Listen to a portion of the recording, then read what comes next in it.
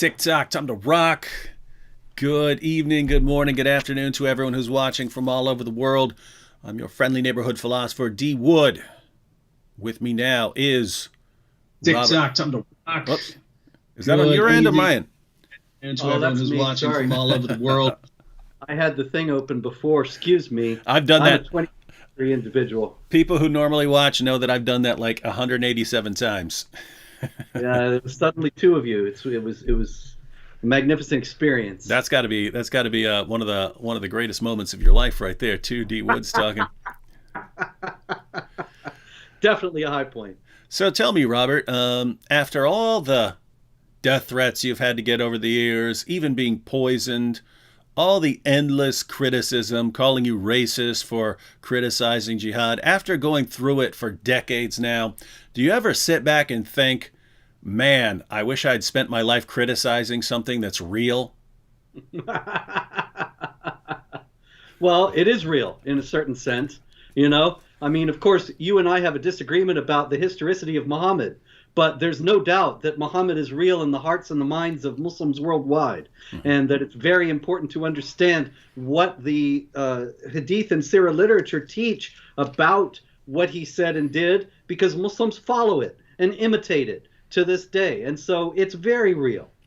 And even though it's false, and at very best he's a false prophet, and at worst he's a myth concocted for various reasons, either way, he's real as far as so many people are concerned. That's what I've been dealing with all these years. So what I'm hearing is that you are the equivalent of someone who spends his life complaining about the Loch Ness Monster. That's right. Yeah, well, you know, the Loch Ness Monster, David, lies under my bed at night and snores so loudly it keeps me awake. And so I think I have every right to protest about that. Now, what is we've been through this about a million times, but we can't emphasize this enough. What is jihad according to what we hear in the West? All our moral superiors, everybody who is better than we are, because they are not racist, bigoted Islamophobes. Everybody who knows all about Islam, some of the most learned Islamic scholars on the planet, Pope Francis, Hillary Clinton, John Kerry, Joe Biden, the Dalai Lama. All Islamic scholars, yeah. Some of the most learned imams in the world. And they all tell us that jihad is an interior spiritual struggle that is entirely benign and indeed to be encouraged. And that anybody who thinks that it has something to do with terrorism is just buying into the twisted, hijacked version of Islam that the terrorists want you to believe. And so really, David, in a certain sense, you and I are just like Osama bin Laden, because he twisted and hijacked Islam to teach that the jihad was not peaceful and benign, and so do we. QED. And we twist it mainly by reading the words off the page and and saying what the words actually say. But given this definition of jihad, we can see why, as we've mentioned many times before, we've had this My Jihad campaign in the West, where we were told that jihad is actually working out, building friendships with people and so on, because it's a struggle. Sometimes it's a struggle to do things that you don't feel like doing. So for the past couple of days, I actually ate vegetables. I don't like it. I'm okay with some fruits and stuff, but I'm not a big fan of vegetables. But I hear I'm supposed to be having at least some of them. So I've actually been eating some vegetables. Anyway, Robert, that's my jihad. What's yours? Well, David, you know, I'm so seldom wrong that it becomes a point of difficulty for me to have to say when it actually does happen. And I understand that that is the sin of pride, in short. And so I have to be careful about that. My jihad this week is to acknowledge that many people told me that something that I reported last week was inaccurate. Now, I can tell you I passed this on in good faith from a person who lived in Russia for many years, but it may have just been Russian propaganda. that Volodymyr Zelensky, the president of Ukraine, does not actually speak Ukrainian. Although many people told me in correcting this that he was actually not a Ukrainian native speaker. And I think that in itself is striking and just illustrates actually the point I was trying to make, the complexity of the situation there. But in any case, yes, in passing on this inaccurate information, my Jihad is acknowledging and correcting that this week. Robert Spencer admits that he's completely unreliable in everything he's ever said. We've confirmed his complete unreliability, and he admits it. It's an obvious fact, David. Everybody knows. All those people on Twitter, they come along every few days. Spencer lies. This is fake news. So I give the sources. I say, tell me where I lie. Can you quote a lie and show that it's a lie? And then they disappear. Invariably. You'd think that after a while they would get tired of playing the game. But really, it is kind of fun. It's kind of like the Harlem Globetrotters and the Washington Generals. And the Harlem Globetrotters don't get tired of the game. All right. Well, even though you've admitted that you're completely unreliable and untrustworthy and we shouldn't believe anything you say, just to humor us the way we might be humored by tales of the Loch Ness Monster, is there any news about Jihad that's come out within the past week? And actually, even I heard of something somewhere in the mainstream media. I heard about an attack in a mosque attack in Pakistan. So yeah. I heard something. But anyway, where would you like to get started with your tales of the Loch Ness Monster? Well, the mosque attack in Pakistan is a good enough place to start. In Peshawar, it was an Islamic State, ISIS attack on a Shiite mosque. And so it's important to note that many people will say, well, you see, ISIS attacks mosques, therefore they are not Muslim. Therefore, they do not have anything to do with Islam. When actually, this is the manifestation of the fact that ISIS considers itself to be the caliphate, considers itself to be the embodiment of true Islam. These Shiites are Rafidite dogs who, that's the Sunni term. Yeah, that's not you. That's not you calling people dogs, right? Okay. Correct. That's the Sunni derogatory term for Shia because they are rejectors. That's Rafida, the rejectors of the early caliphs. And so consequently, they are not true Muslims. And thus, as heretics or apostates, they can lawfully be killed and should indeed be killed. Not according to you. Again, not according to you. According to the Sunni jihadis who killed them. I've just had too many experiences with people cutting out that little clip of you, and they should be killed. You see, Robert Spencer says they should be killed.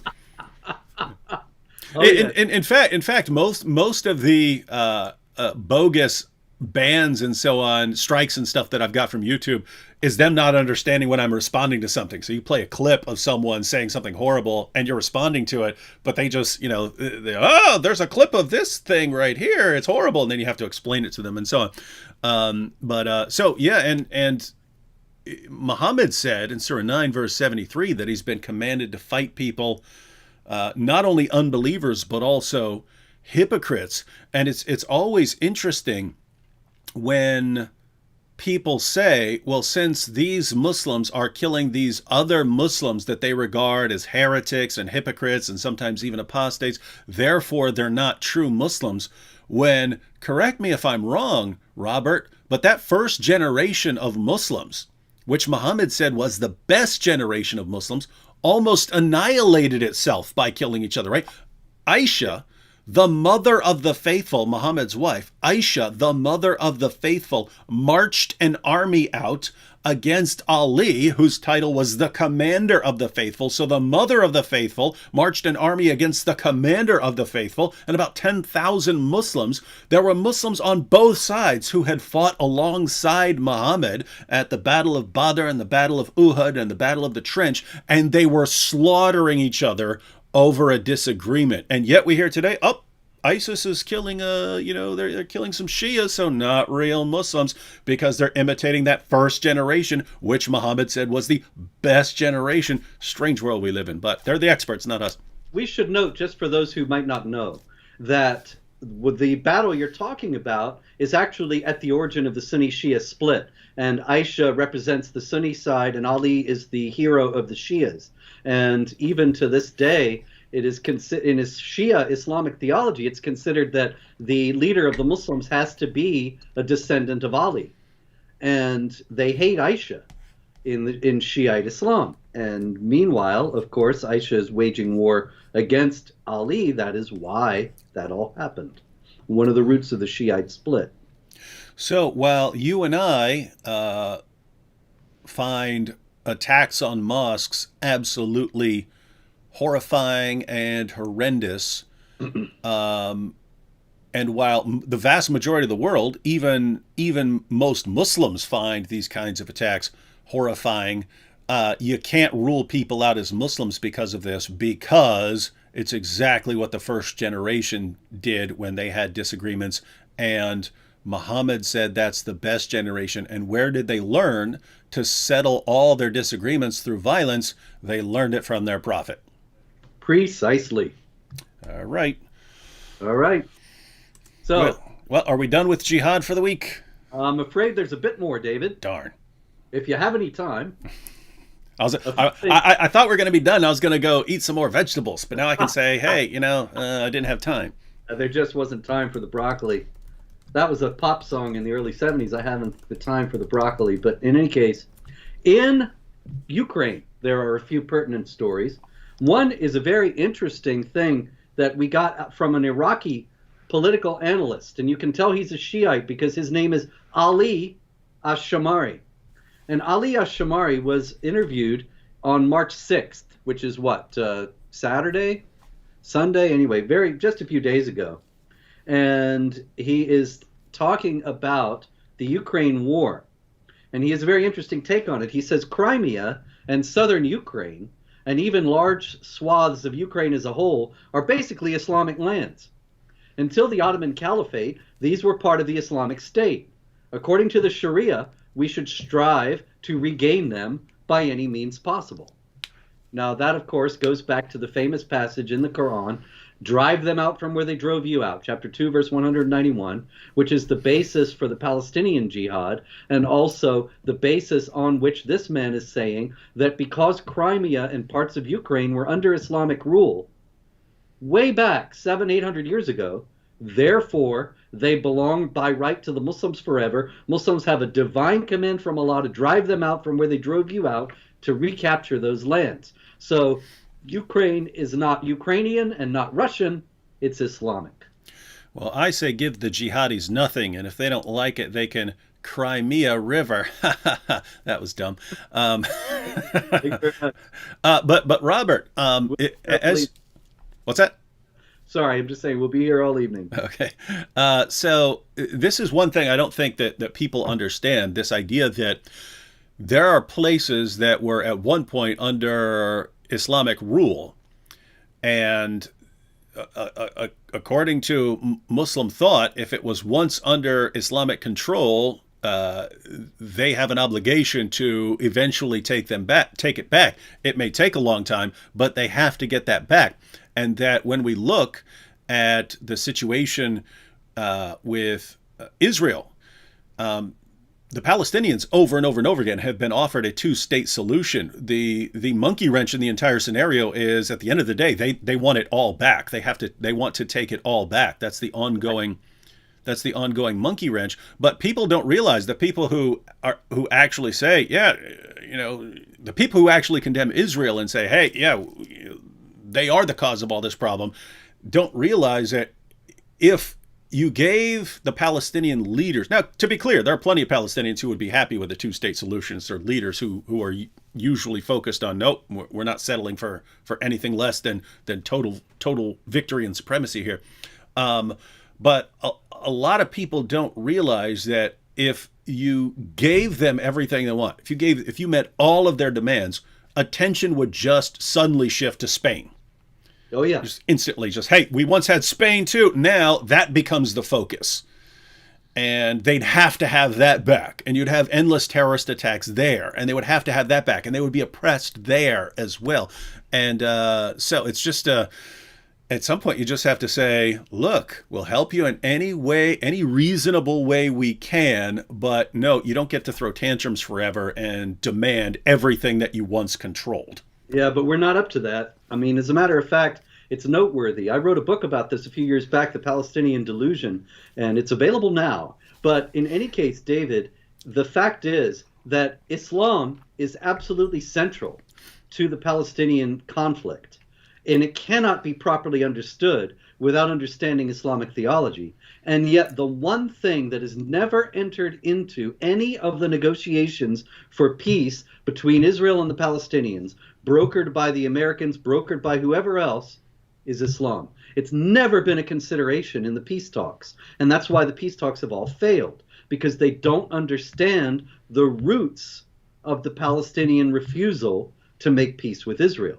And because they don't understand it, they keep trying to fix it in ways that it won't fix. It's just like saying, well, my car's out of gas. Here's some water. I'll pour some water in the gas tank, and then I'll drive on my way. Well, that won't work.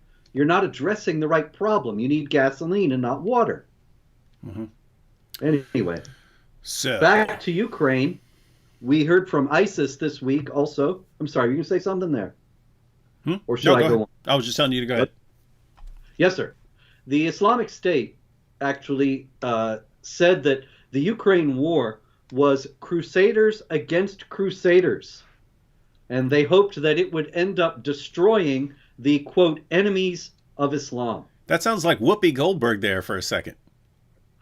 Yeah, remember true. Whoopi when she said she was saying something along the lines of, I don't care about the Holocaust. That was white people versus white people, something along those lines. Yeah. Oh, she was saying, is this that had nothing to do with race? That was white people on white people. So now you got crusader on crusader. But it's interesting to note that Ukraine and Russia are not waging war against any Islamic State. As a matter of fact, Russia is aiding Iran. Ukraine has friendly relations with the Islamic states around it. So what are they talking about? That they would call these people crusaders. And essentially, really, any non-Muslim entity is, as far as they're concerned, a crusader state. And this is actually the fallacy of a lot of Islamic apologists, because they say, no, there's no jihad that's offensive. It's just defensive against aggression. But they don't tell you that even just living as a non-Muslim in some understandings of Islam constitutes aggression, because you are rejecting the obvious truth of Muhammad and the Quran. And consequently, you're committing aggression against Allah, and you must be punished as a result. So they are already casting both Ukraine and Russia as aggressor states, which of course can trigger the defensive jihad against them. Yeah, and Robert, I got a couple books on the Crusades here. You've studied this way more than I have, and written on it.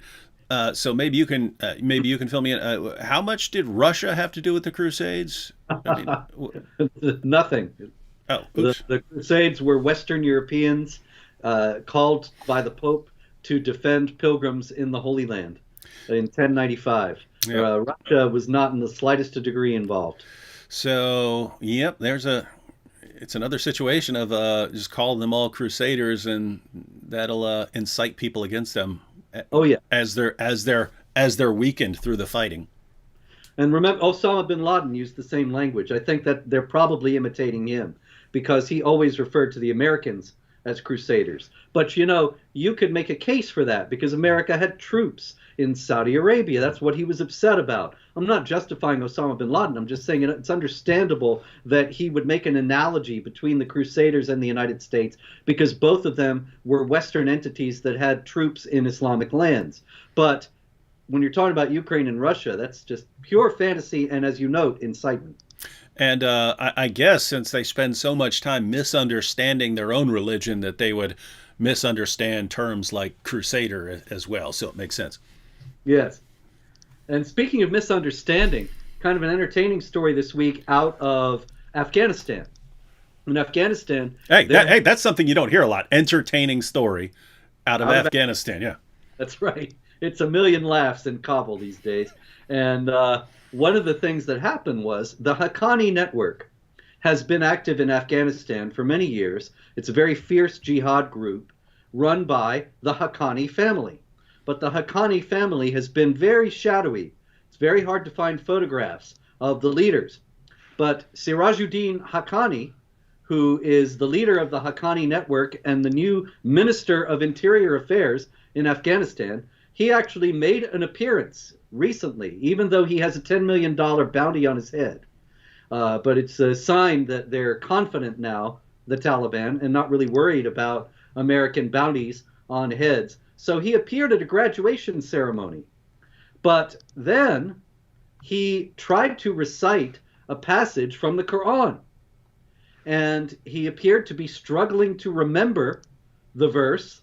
He had to have recourse to his notes, and he forgot to say at the end of the recitation, Sadaq Allah al-Azim, that is, Allah Almighty speaks the truth. And so he's getting widely criticized throughout Afghanistan for not properly knowing the Quran. And here again, I am absolutely 100% certain from many years of experience in this that Sirajuddin Haqqani having trouble reciting a Quran verse at a graduation ceremony will be used as evidence that jihadis have nothing to do whatsoever with Islam, when really all it means is that he maybe is not a very good Quran reciter and doesn't have it memorized. But unfortunately, you don't have to have it memorized or be a good reciter to follow it. And following the logic here, if someone can't recite Allah's command to violently subjugate the entire world and Muhammad's command to violently subjugate the entire world, then they're imagining that Allah and Muhammad commanded people to violently subjugate the entire world. So pretty sound refutation. Yeah. I think we should retire, Robert. Yeah, because we're going to hear it. Sirajuddin Haqqani can't recite the Quran. He doesn't know the Quran. Therefore, Islam's a religion of peace. Mm-hmm. It's coming. There's just no doubt whatsoever in my mind. A few years back, I could not believe how much traction this story got. A couple of jihadis, while ISIS had its caliphate in Iraq and Syria, a couple of English guys went from England to Iraq, joined up with ISIS, and then they ordered the Quran for Dummies from Amazon. And I can't tell you how many articles I saw. Mehdi Hassan, who's now on MSNBC, and all kinds of people said, see, they don't know anything about Islam. They're trying to learn the basics of Islam. And they're in this caliphate. It shows that it's just a twisted and hijacked version of Islam.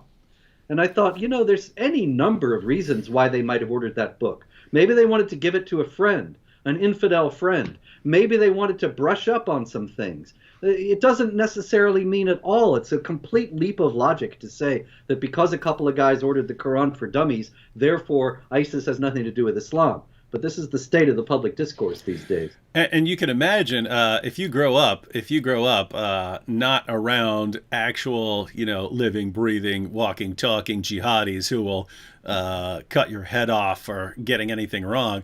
Even if you're convinced that Muhammad did call for the violent subjugation of the world and you are supposed to be, striving for a caliphate and you understand those basics, you probably want to do some last minute studying to make sure you're not getting something wrong if you're all of a sudden going to be around guys who will cut your head off in a heartbeat. If Sirajuddin Haqqani is getting a lot of trouble in Afghanistan just for reciting the Quran poorly, then these guys may have realized we better know it real well ourselves, or there's going to be trouble. Mm-hmm. But I like that. I like that title, "The Quran's for Dummies." Yes, indeed, it does exist.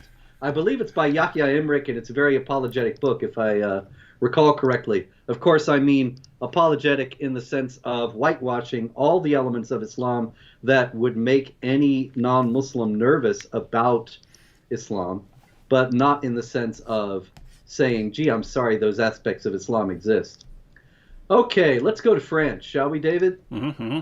It seems like we always go to France. We always go to France. We go to France every week. And that's the wonder of the internet, really, because we don't have to pay for airplane tickets. We don't have to wear masks sitting on airplanes for hours. And yet we go to France. Mm-hmm. We are going to the St. Camille Hospital in Val-de-Marne. I have no idea where that is, but I know it's in France. And in France, in this hospital, according to a man who was asked by the government to draw up, by the Ministry of Health in France, he was asked to make a survey of conditions in hospitals. And he said that there are numerous Muslim doctors in these hospitals that refuse to treat women and Jews and homosexuals because they, of course, believe that to do so would be against the tenets of Islam. Now, this is not in Pakistan, not in Iran. This is in France. And it illustrates the fact that we have all too many migrants coming from Muslim countries who come to the West, and then they don't believe that they have any responsibility to assimilate and adopt Western customs and mores or conform even to Western laws. Because, of course, the infidels are the most vile of created beings, as the Quran says, and the Muslims are the best of people. So they keep the ways that they learned as Muslims. And it also seems to be related to the, well, when I talk about the stages of jihad, that, a place like the United States, you have 1% of the population about is Muslim. Then what's Islam all about? Well, it's a religion of peace and tolerance. You start getting to places like France, where you have a much higher percentage, where it's not enough to take over the population or anything, but it's a significantly higher percentage. Then you start entering into a different stage. And so the point is, it'd be very weird. It could happen, but it's pretty odd to think in the United States of someone saying, "Hey, I'm not taking care of this person or that person because they're the wrong religion," when you've already got it now in France. Yeah, it's all coming because it's all the same thing. It's just happening slower here. And as a matter of fact, in another illustration of what you're saying, in the same report at another hospital, it was near a mosque that was closed by the government because it was preaching jihad. When the mosque was closed by the government, 200 Muslims went to the local hospital and began to have prayers in the corridors. And of course, the hospital couldn't operate because there are all these people in the hallways blocking up the hallways. Now, why the hospital? What was the point of that? I don't know why the hospital. It's not explained in the news story. But actually, this is what happened in Val-de-Marne at St. Camille Hospital. And the other one about the refusal to treat is a more general statement. So in this hospital, I don't know why in particular. Maybe it was near the mosque or something. It's not explained. But in any case, the gesture of supremacy is unmistakable. And it seems like, I mean, unless there's something we just don't know, like there's some reason to be in that particular hospital, it sounds similar to like, okay, you closed down this mosque for this reason, therefore we're just going to go block traffic or something like that. It sounds like, hey, we're going to go block hospitals so sick people can't get through or dying people can't get through until you give us what we want. That's probably the objective. That, once there's enough intimidation, then people do what they want. And that actually leads us to the next story, which is about a New Jersey state senator named Edward Durr, D-U-R-R. And Edward Durr ran for the New Jersey State Senate last year, and he was elected.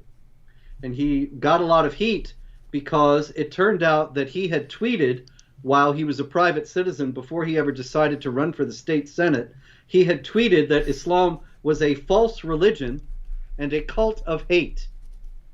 And so, of course, he heard from the Council on American Islamic Relations. Hang on 1 second. Let's see if we agree with that. What did he say again? He said that Islam was a false religion. Okay, check. I mean, to think about it, I mean,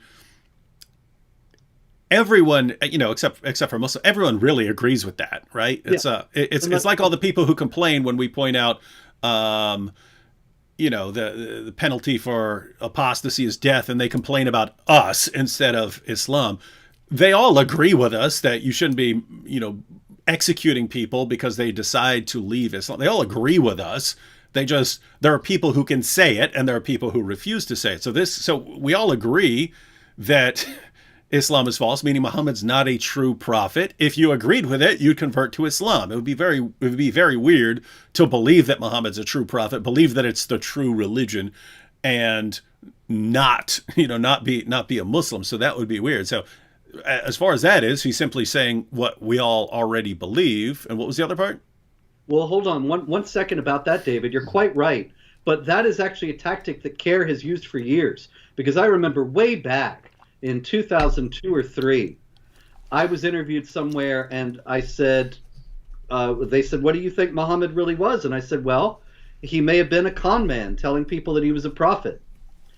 Which really, that's about it. If you believe that he was historically accurate, I mean, that he really lived historically, which I believed at that time and do no longer. But that's another story. We'll debate that another day. I'll crush you. Question, though, okay, we'll see about that. Like last time, you mean? You pulled some evil tricks last time. So. Anyway, Allah's not the best of planners. Anyway, I don't want to. I'm losing my thought here and all the hilarity. You're talking about CARE back in the day and stuff. Yeah, CARE. I said so. I said he was a con man, and they put out a press release saying how terrible it was. And I thought, well, wait a minute. What? You thought I was a Muslim? You thought I believed he was a prophet? If you don't believe he's a prophet, he's either a myth or a con man. That's about it. Or crazy. A lot of people think he was crazy, and so that's something that they have used over and over again, and I find it striking that they seem to demand that even if you're not a Muslim, you have to pretend that you are, and essentially treat the world as if you do believe that Muhammad is a prophet. But anyway, along those lines as well, to say, hey, I believe he's a prophet, when the book that he revealed has constant attacks on Jews and Christians, saying that we're the worst of creatures. I mean, think, if you say, yes, I believe he's a prophet, you're saying, I agree that Jews and Christians are the worst of creatures. You'd have to be affirming that. And as a Christian, you'd have to be saying, wait a minute, this book denies the deity of Christ, denies the doctrine of the Trinity, denies Jesus' death and resurrection. And I have to say, this guy, oh yes, I believe in this. This is a good, true religion alongside my own. It's absolutely ridiculous.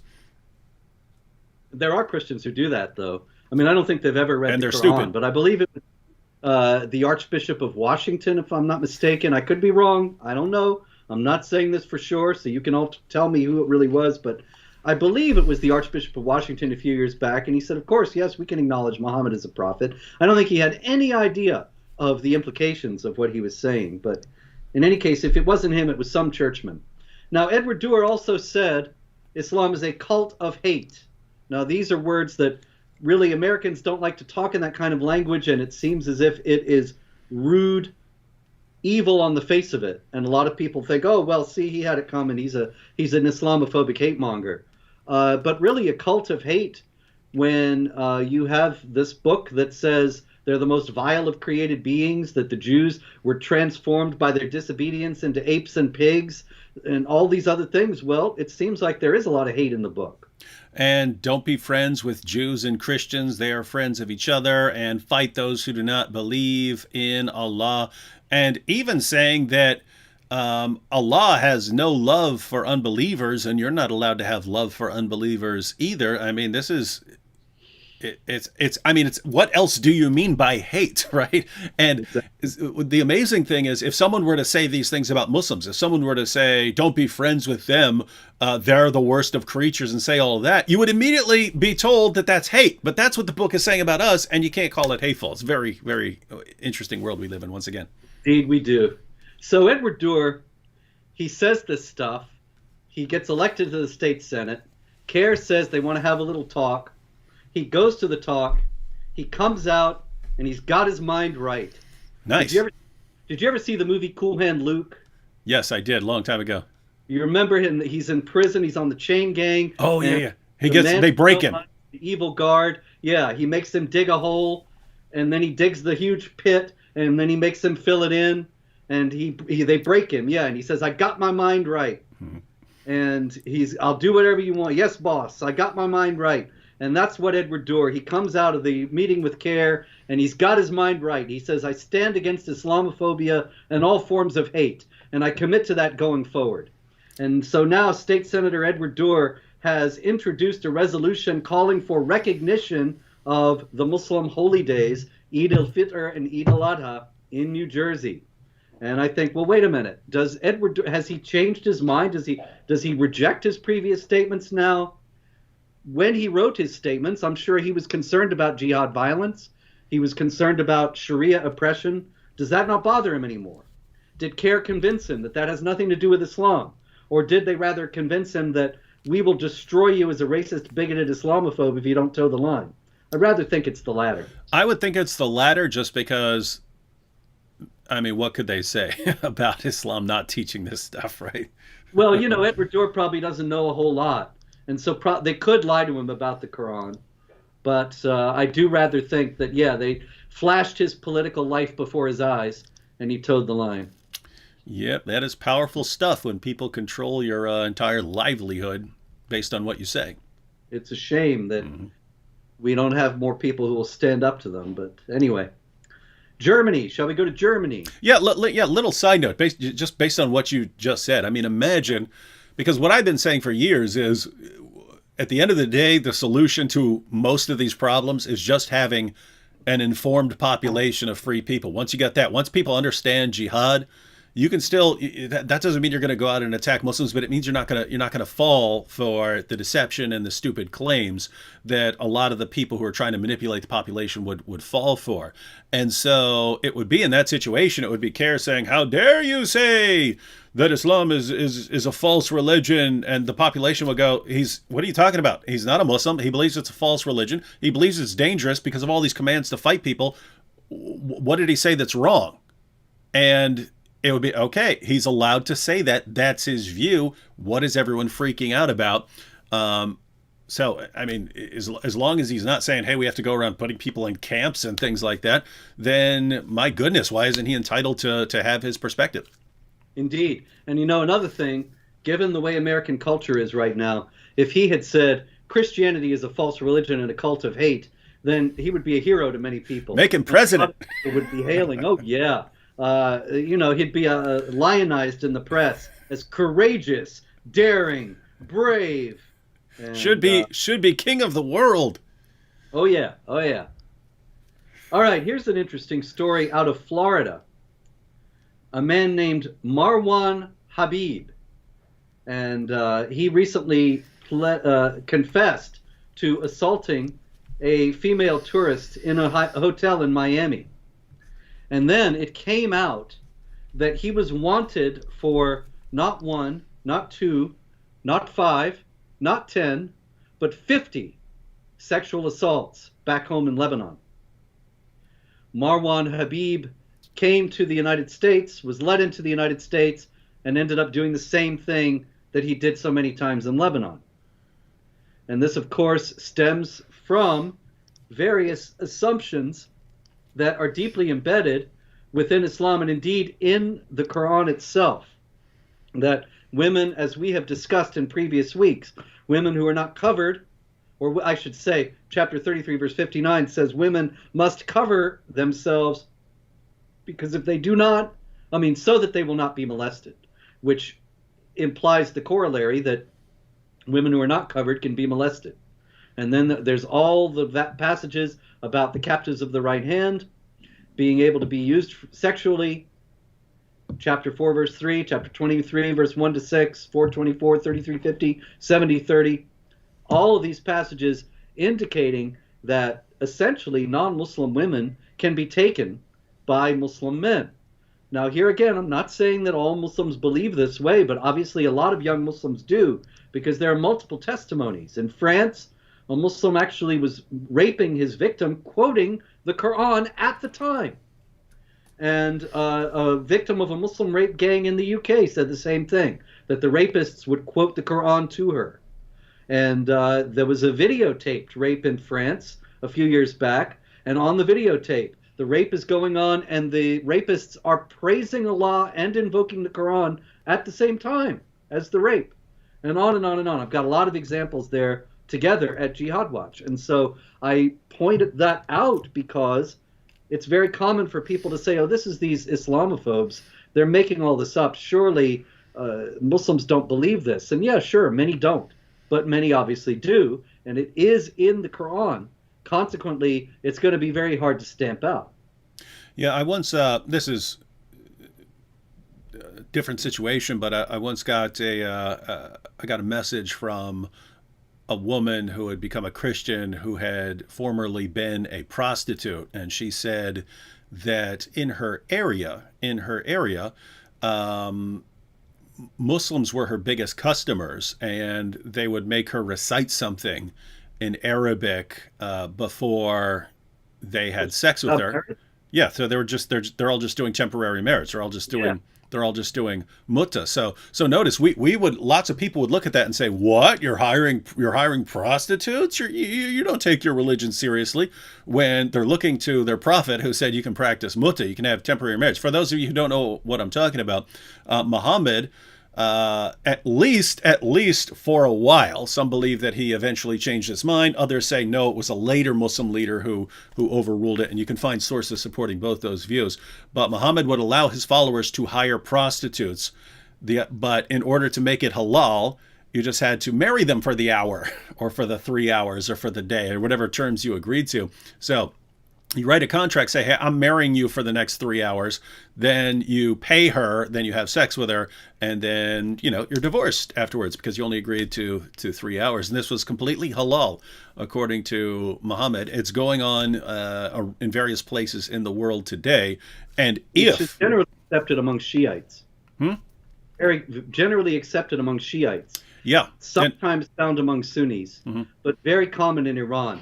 And especially, actually, interestingly enough, in seminary towns like Qom, the holy city of Qom, where the mullahs go to be trained, or young men go to be trained to be mullahs. And they're lonely young men away from home, so they end up getting married a lot on weekends.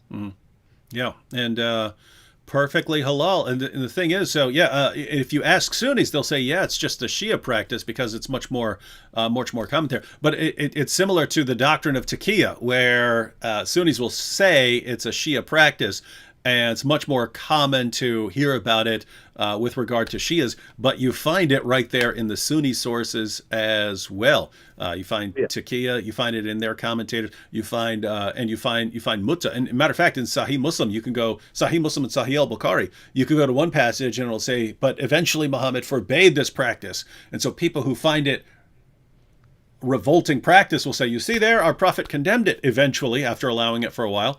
But you could go to other passages that say, nope, it was one of the caliphs, and so that it was rewritten back into the mouth of Muhammad in order to stop it. And people who really want to practice it, well, okay, I think Muhammad never condemned it.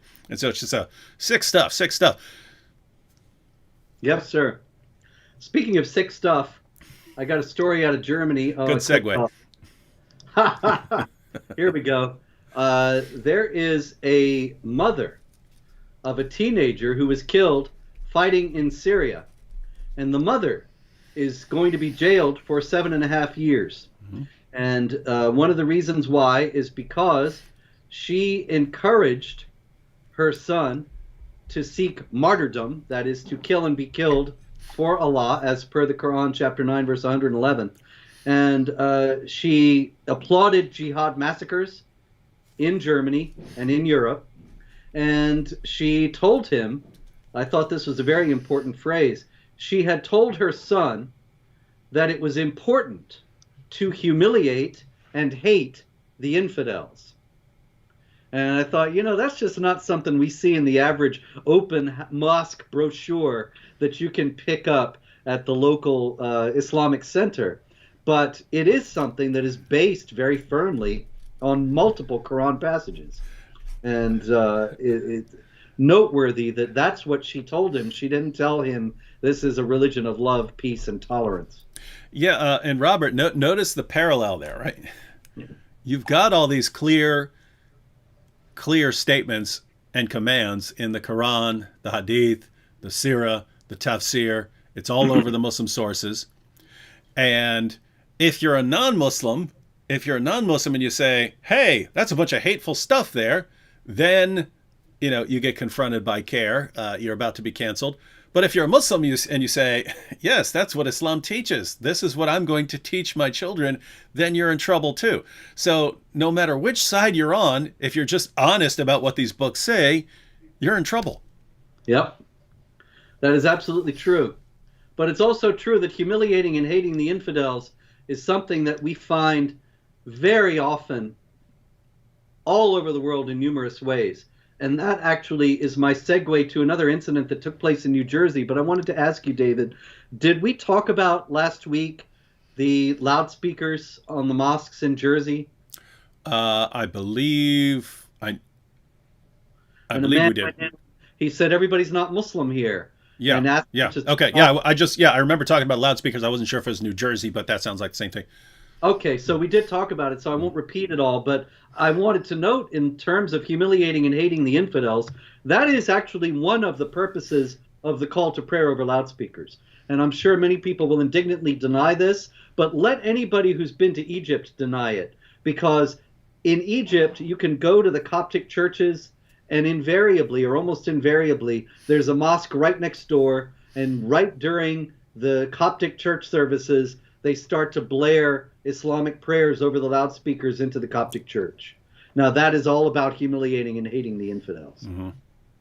No question. Let me address one comment real quick. Umair Malik says, "Please, David Wood, I'm influenced by you, but please answer about scientific miracles in Quran." So you mean scientific miracles like how could Muhammad have possibly known that the sun sets in a muddy pool?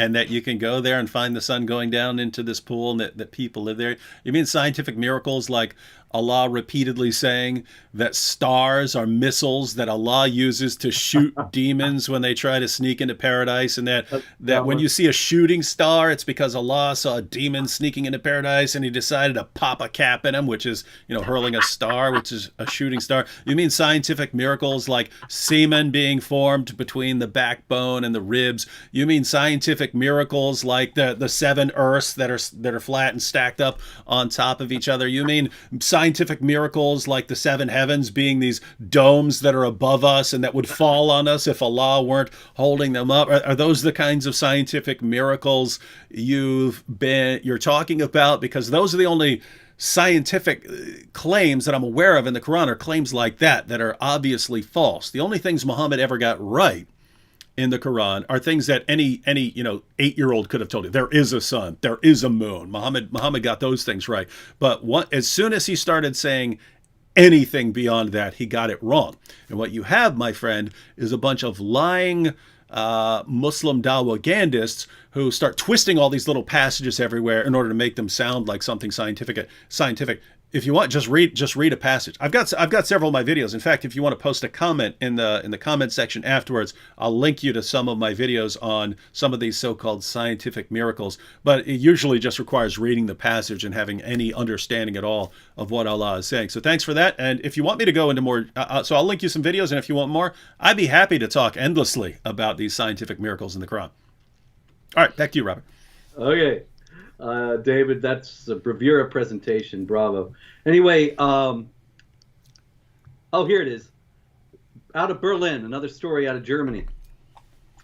This is a Turkish migrant named Tolga K. They don't give the last name of accused criminals in Germany. And actually, this guy is not even an accused criminal. He's actually a police officer. And he is a police officer, however, who makes YouTube videos where he salutes the Turkish flag, not the German flag. And he has a quote in one of his videos: "Those who obey the infidel will be slaughtered by the Turks. We give our lives for Allah. For every martyr will be avenged."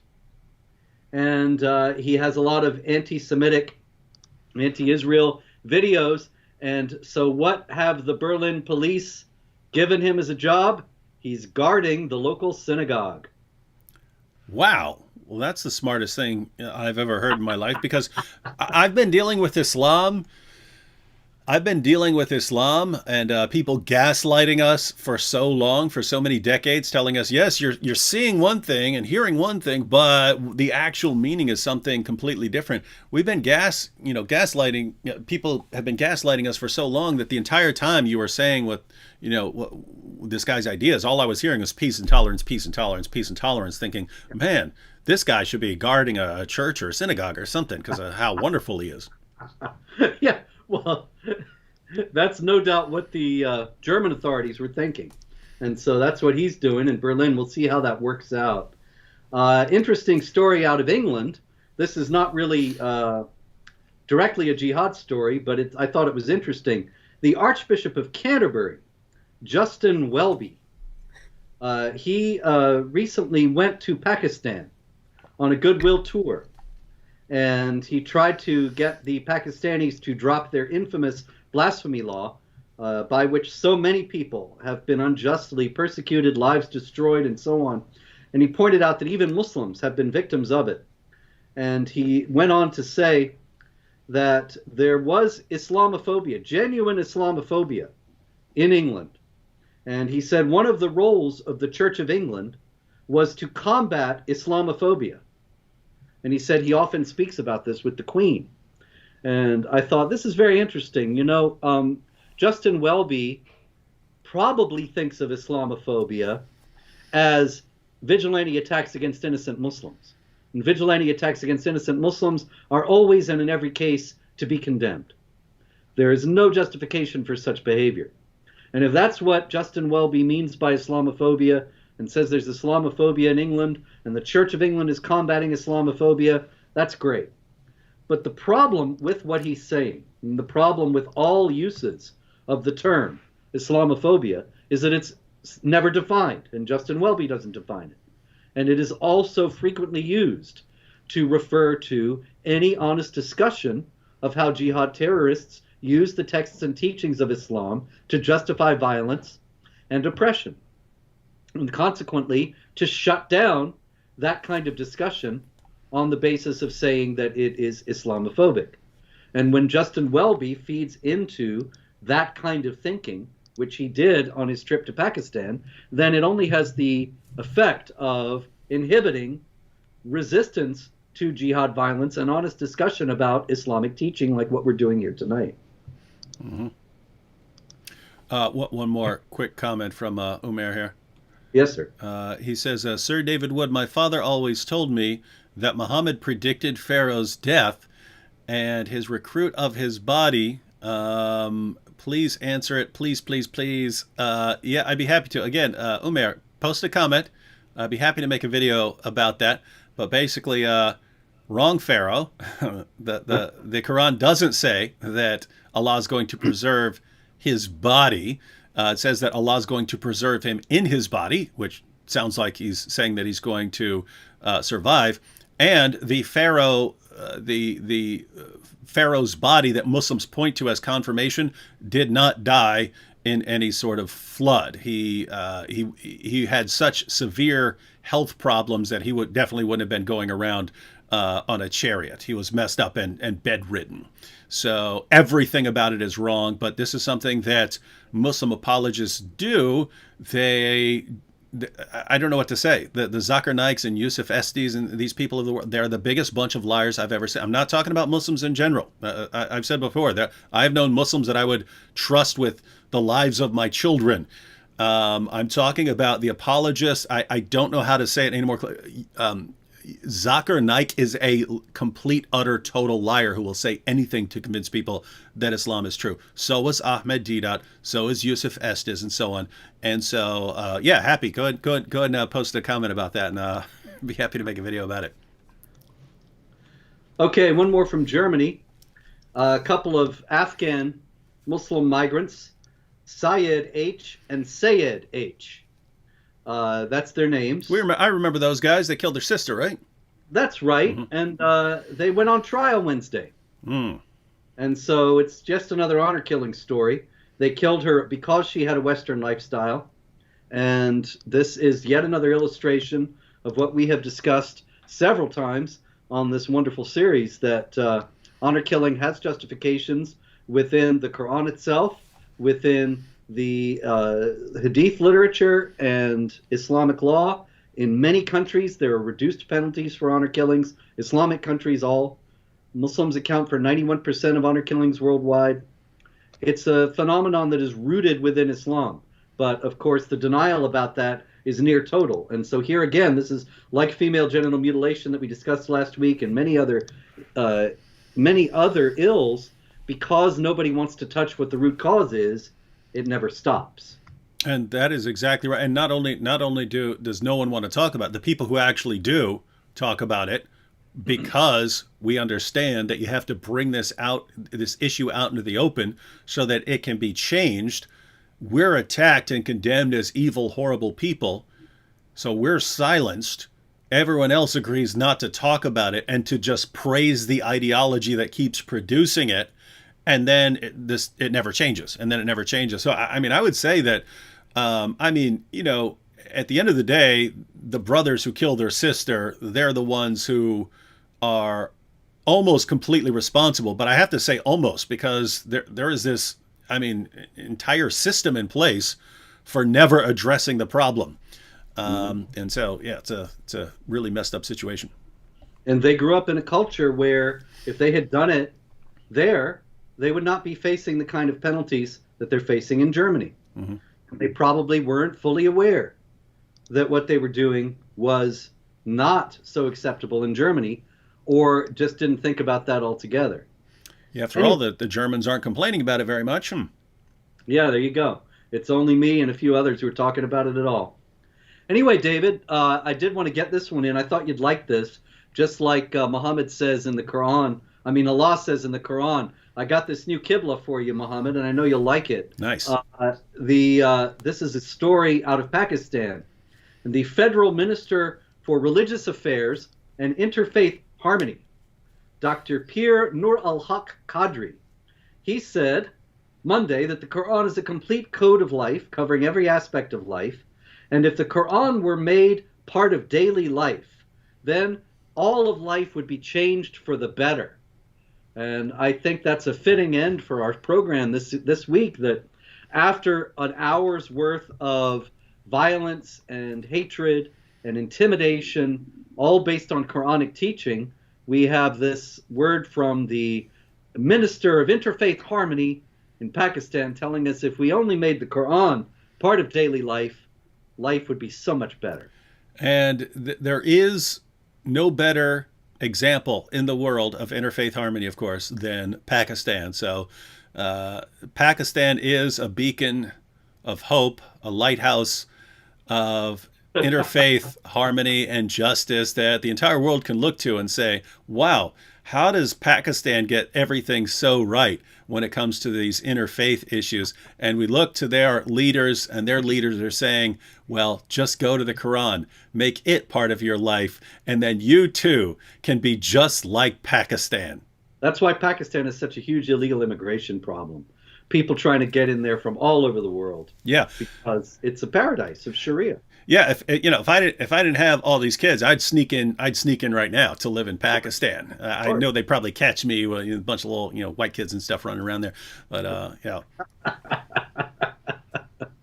yeah, I'd get a flat in Islamabad. I'd have it made, man. All right, everyone. Well, there we are. Spent the last hour talking about something that is the ideological parallel to the Loch Ness Monster, something that isn't apparently real, but so many people think it's real that we talk about it. And there are people like Robert who think that jihad is something more than this internal struggle. But unfortunately, there are tons of people who agree with them, tons of misunderstanders. We misunderstand Islam. They misunderstand Islam. All of us misunderstand Islam because unfortunately, Allah and Muhammad are the absolute worst communicators in history, and they just can never say what they mean. Sad situation. All right, thanks for joining us, Robert. Thank you, David. I'll always say, I hope I don't talk to you next week because I hope there's no jihad news, but there won't be any. Everybody's too busy. That's not going to happen next week. Yeah. With that said, I'll see you next week. All right.